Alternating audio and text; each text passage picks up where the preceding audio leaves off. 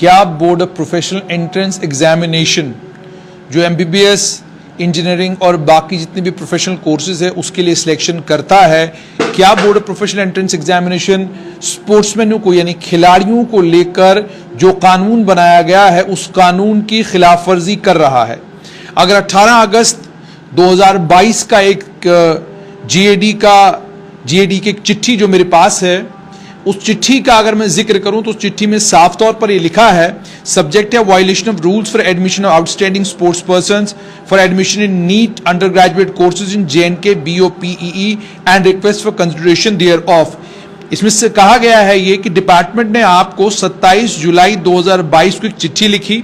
और उस चिट्ठी में आपसे ये पूछा गया था कि नीट अंडर ग्रेजुएट कोर्सेज के लिए जब आप आउटस्टैंडिंग स्पोर्ट्स पर्संस को एडमिशन देते हैं, क्या आप उस कानूनी जाब्ते का ख्याल रखते हैं जो कानूनी जाब्ता हुकूमत ने तैयार किया है? तो उसमें यह पूछा गया है। इस सिलसिले में ये क्लैरिफाई करना जरूरी है, it may also be clarified whether the method of calculating merit for sports category candidates has been deviated from the past year and if so communicate the reasons for the same year. यानी यहां पर साफ तौर पर यह कहा गया कि इस सिलसिले में ये क्लैरिफाई भी करें कि जो स्पोर्ट्स कैटेगरी के कैंडिडेट्स का मेरिट था उसका जो मेथड था कैलकुलेट करने का, क्या आपने उसको डिविएट किया है पिछले साल, और अगर ऐसा किया है तो उसके कारण क्या है, रीजन क्या है, वो बताइए। और यह भी कहा गया है कि आप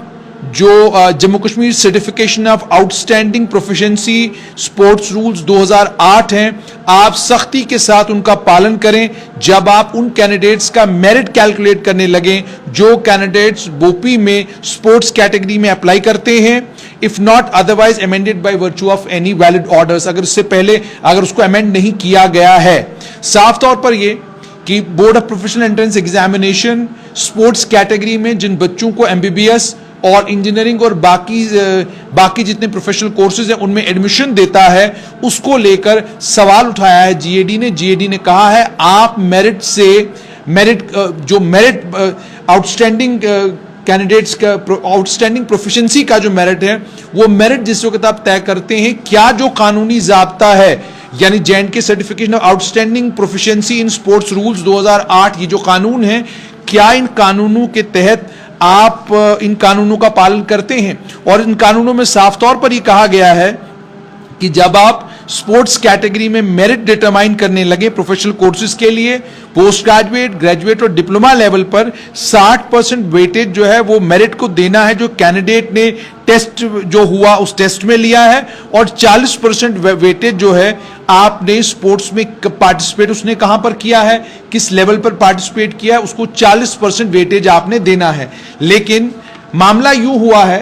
कि board of professional entrance examination ने सिलेक्शंस की पिछले साल, उन सिलेक्शनों में कुछ बच्चों को कहा कि आपका नीट का स्कोर कम है और आपका के स्पोर्ट्स के पॉइंट ज्यादा हैं, इसलिए आप सिलेक्ट नहीं हो सकते हैं। कुछ को कहा कि आपके स्पोर्ट्स के पॉइंट तो ठीक हैं लेकिन आपका नीट का स्कोर ठीक नहीं है। कुछ को कहा आपका नीट का स्कोर कम है इसलिए आपकी सिलेक्शन नहीं हो सकती, स्पोर्ट्स के पॉइंट मैटर नहीं करेंगे। इस तरीके से बहुत सारे बच्चों के साथ हुआ है और इन बच्चों ने इल्जाम लगाया है कि बोपी ने बेजाब्तगियां की हैं, बोपी ने कानून की खिलाफवर्जी की है और उसके नतीजे में जो नीट के जरिए जिन स्पोर्ट्समैनों को कंसिडर किया जाना चाहिए था, जिनके मेरिट जिनके स्पोर्ट्स मेरिट को 40% वेटेज दिया जाना चाहिए था, वो वेटेज नहीं दिया गया। और साथ में ये इल्जाम भी इन लोगों ने लगाया है कि बोपी ने मनमर्जी की, बोपी ने अपनी मर्जी से सब कुछ किया। और उसके बाद जब ये लोग गए और पिछले बोपी के जो एक्टिंग चेयरमैन थे विवेक भारद्वाज उनके पास पेश हुए और उन्होंने अपनी फरियाद उनसे सुनाई, उन्होंने जब उसके बाद डिपार्टमेंट को कहा कि मुझे जवाब दीजिए आपने इन मेरिट पॉइंट्स का ख्याल रखा है कि नहीं रखा है, उसके बाद डिपार्टमेंट ने ये इंश्योर किया कि दोबारा ये बच्चे, इनके माता पिता दोबारा कभी भी ये विवेक भारद्वाज जब तक स्वास्थ्य हेल्थ एंड मेडिकल एजुकेशन विभाग के सेक्रेटरी रहे तब तक उनसे मुलाकात करने नहीं दी। नतीजा ये निकला कि दोबारा वो फरियाद नहीं कर सके और मामला वहीं दब गया। इसके अलावा ये भी सुनने में आया कि एक मामला इसमें कोर्ट में भी है, लेकिन फिलहाल के लिए जो मेरे पास तफसीलात हैं, इन तफसीलात पर जब मैं नजर दौड़ाता हूं तो साफ तौर पर नजर आता है कि एक स्टूडेंट है, उसे एमबीबीएस की सीट नहीं दी गई, हालांकि उसने 430 पॉइंट स्कोर किए थे नीट में,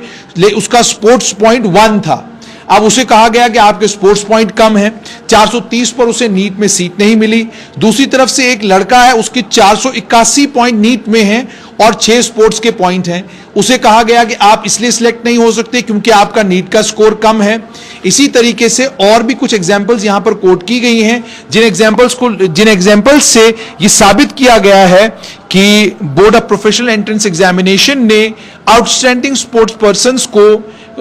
कंसिडर करते वक्त नीट के मेरिट पॉइंट्स और साथ में जो स्पोर्ट्स के पॉइंट्स है, इनका ख्याल कहीं रखा, कहीं नहीं रखा और अपनी मनमर्जी से सिलेक्शंस की। अब इन तमाम लोगों की गुजारिश ये है कि इस बार भी नीट का इम्तिहान हुआ है, बोपी सिलेक्शनें करेगी। इनकी उम्मीद और तवक्का जम्मू कश्मीर की सरकार से ये है कि जीएडी की चिट्ठियों पर चिट्ठियां, लगातार जीएडी बोपी को चिट्ठियां लिख रहा है, लेकिन बोपी चिट्ठियों का जवाब नहीं दे रहा। बोपी को जितनी भी चिट्ठियां लिखी जा रही हैं, उनमें से किसी भी चिट्ठी का माकूल जवाब बोपी जीएडी को नहीं देता। जीएडी की चिट्ठियों को नॉन सीरियसली लिया जा रहा है, यह इल्जाम भी लगाया जा रहा है। और मैंने जीएडी में कुछ सूत्रों से जब पता किया तो उन्होंने मुझे बताया, हम तो चिट्ठी लिखते हैं लेकिन हमें कोई जवाब board of professional entrance examination से नहीं मिलता। मतलब बोपी कितना नॉन सीरियसली जीएडी को ले रहा है, इस बात का भी संज्ञान जम्मू कश्मीर की सरकार को लेना चाहिए। बोपी को एक चिट्ठी निकाली जानी चाहिए और उससे कैटेगोरिक ये पूछना चाहिए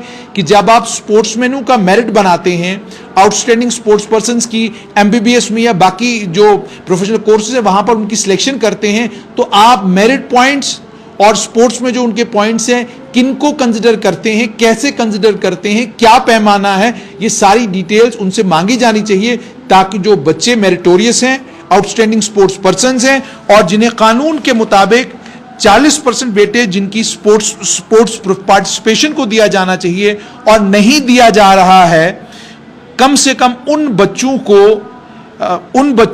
के साथ ज्यादती न हो और उन बच्चों को मौका मिले कि जो 40% वेटेज उनको मिलना चाहिए वो वेटेज कम से कम उनको मिले और वो भी प्रोफेशनल कोर्सेज के लिए अपनी स्पोर्ट्समैनशिप की काबिलियत की बिना पर, अपनी खेल की काबिलियत की बिना पर सिलेक्ट हो सकें।